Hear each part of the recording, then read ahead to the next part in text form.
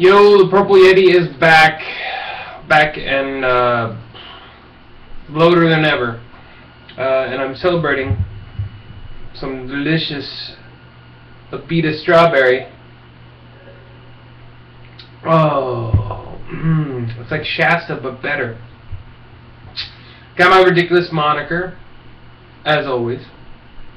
Got my tasty K-Stateness, also as always. And it's another week of college football fun time, isn't it? I mean, really. What do we have going on? Oh, lots of different things. There's still some spring games, spring practices, spring. The national pastime that is college football is getting started yet once again. Something we should all cherish and celebrate, and I guess that's kind of what I'm doing tonight. Cheers. Oh, there's so many other things going on. Some dangerous stuff too. Well, it's not dangerous. At least that's what Bo Jackson thinks.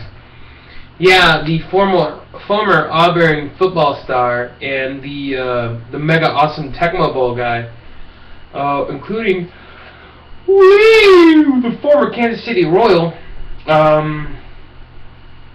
came out in defense of Auburn and the recent allegations that have popped up in the last week or so.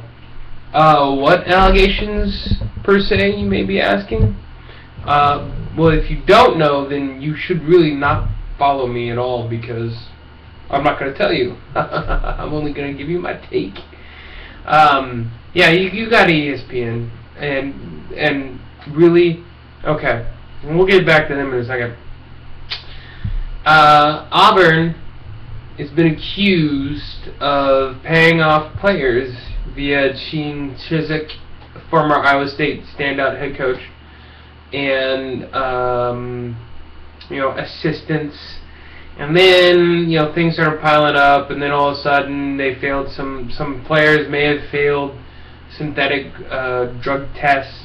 And then also, there's been accusations of grade changing to keep athletes playing instead of being schooled.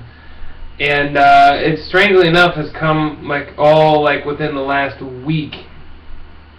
And ESPN is kind of pushing to the forefront of it. I really think it's just retribution for the fact that they couldn't dig anything up on Cam Newton when he was around. Now, mind you, all this accusations came during their national championship run, obviously. And yeah, if I was ESPN, I would probably want to try to look like I'm an investigative, I'll use the word loosely, journalism hub. I mean, they're too busy talking about Twitter to really be any kind of legitimate investigative reporting. I mean, they already got burned by Deadspin, the blogging site, for having them drop the Manti Te'o story, and ESPN came back with their tails between their legs, saying, oh, they were just sitting on it. They were afraid to go public with it, but they knew about it already. Which, I mean, makes them even look weaker when it comes to actual, journalism. I know, right? ESPN doesn't play favorites? No. No. Do they appeal to the big television markets and not, across the board even? Yeah, no, they don't do that. So it was kind of curious to hear a company double back on the Te'o thing, and then all of a sudden feel like they have some sort of saber leading the charge into trying to fish out, as Bo Jackson put it, some naughty NCAA things going on at Auburn U. Keeping in mind again, of course, that they couldn't get to Cam Newton. So what does this mean? It doesn't mean jack squat in terms of college football. I just really want to lay out just how terrible ESPN has gotten in recent years. It's been accelerated. I think I am happy that I don't pay for cable. I'm also happy that I can still watch ESPN games. If you want to find out, don't look at me. But let me just say that there is no way ESPN is going to be getting my hard-earned dollar, not with the kind of fluff and the cruft that they're spitting out in between the actual important stuff, which is the live game. So, eat it, ESPN. And while you're at it, eat it too, Disney, because, well, Yeti doesn't like fluffy, round characters. Because I am one. Oh, so that's that. It's kind of the big news of the day. Of the week, even. But, I mean, there's some other things going on. Like, Kendall Sanders, wide receiver from Texas, got arrested with a DWI. Yeah, he was 18 years old, and the dummy was on a Texas A&M campus. You gotta wonder if someone tipped him off on that one. Jeez. I learned the hard way. You need to stay around with people you trust. If you venture out with somebody that you don't really know too well, the next thing you know, you can end up in a lot of trouble. And that kid is in, well, I wouldn't say a lot of trouble, but he's in some decent trouble. So, sucks to be that guy. What else? I want to talk about the American Athletic Conference. Yes, that's right. The Big East finally got a name. I'm pretty sure it happened this last week. Although, you know, I'm not really sure, because I could be repeating myself. I've been known to do that. But the conference formerly known as the Big East is now the American Athletic Conference, the AAC, not the ACC. And it makes sense. It's better than the Big American or the Big America concert. So I actually like the name. I think it's a lot better than any stupid name changes like the Big Ten divisions. Legends and leaders, woo. Yeah, that's lame. Lamers and losers is what I think. But I'm cool with the American Athletic Conference. I think that works out pretty swimmingly, actually. Oh, what else?